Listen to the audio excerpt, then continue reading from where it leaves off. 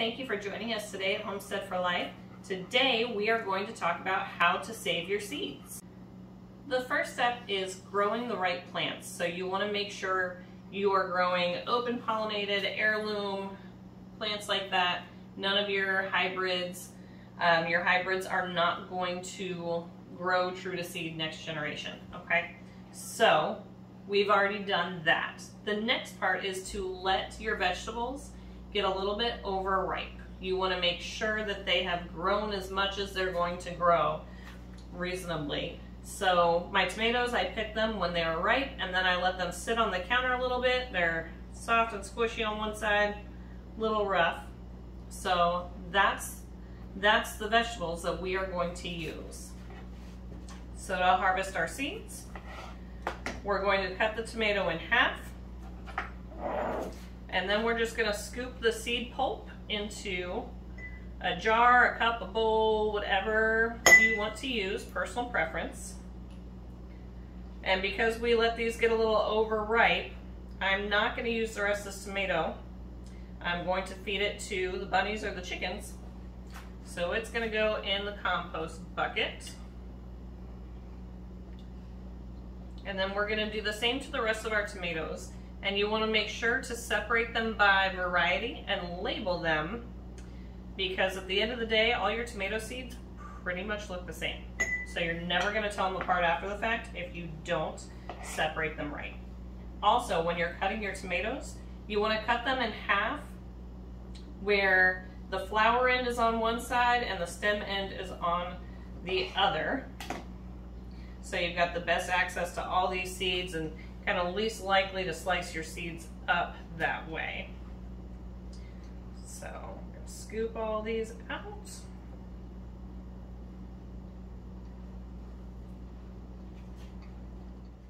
We have our seeds. We've got our Roma tomatoes, our cherry tomatoes, and these squash seeds in here are the seeds from my dinner squash tonight, and that is Zappolito.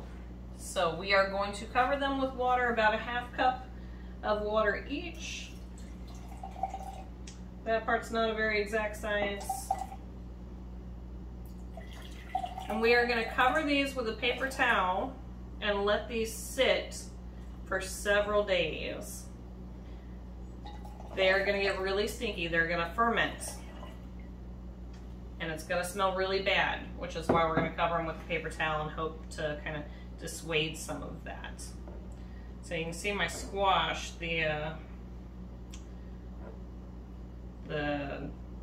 goop holding the seeds together is floating and it's keeping the seeds up, so it's going to make it harder for the seeds to ferment. So what I'm going to do is add some more water and a fermenting spring and cap to this one so I can keep it all below the water. But my tomatoes are just fine.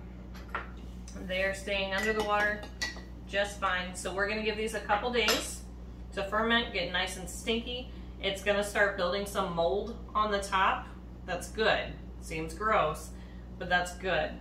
After that, after a few days and you've got a good chunk of mold on top or a good film of mold, what you're going to do is kind of scrape the top off. Your good seeds are at the bottom. So you're going to scrape the top off, scoop the top off, whatever that looks like for you. Rinse the seeds at the bottom really well. Lay them out to dry, not on a paper towel because they'll get stuck to your paper towel. And then your seeds are good to go. So day one, we have harvested our seeds. We've filled them with water. And now we are going to cover them with labels. So just a paper towel and a rubber band. And that's it, and we are going to put these in a cool, dark place. Nothing crazy or special. Cool, dark place, not in direct sunlight. Doesn't have to be totally dark, just not direct sunlight. And we'll check back in a few days. Okay, we're back. It's been about 4 days.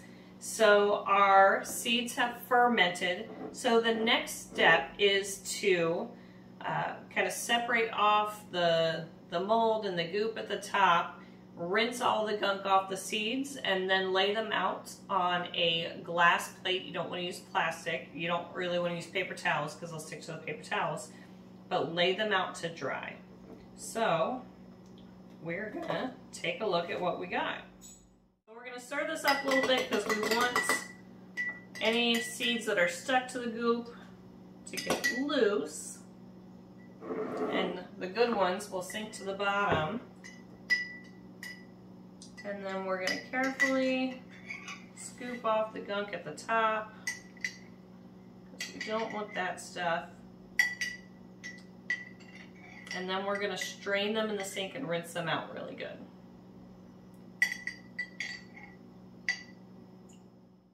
Okay. Got the big chunks of goop at least off the top, so we'll strain the rest, rinse it out as best we can, and then lay it out to dry. So now that we've got our seeds rinsed off, cleaned off, and put on our plates to dry, we're just gonna leave them here for a couple days, and then we are gonna store them in an airtight container.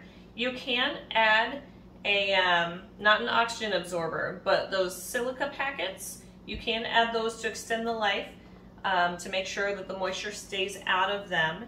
Your tomato seeds should last for a few years. You can store them in the fridge and get a little bit longer lifespan out of your seeds. Squash seeds don't last quite as long as tomato seeds, but they should still last you to the next year or so. But that's how you store your seeds. Thanks for joining us today at Homestead for Life.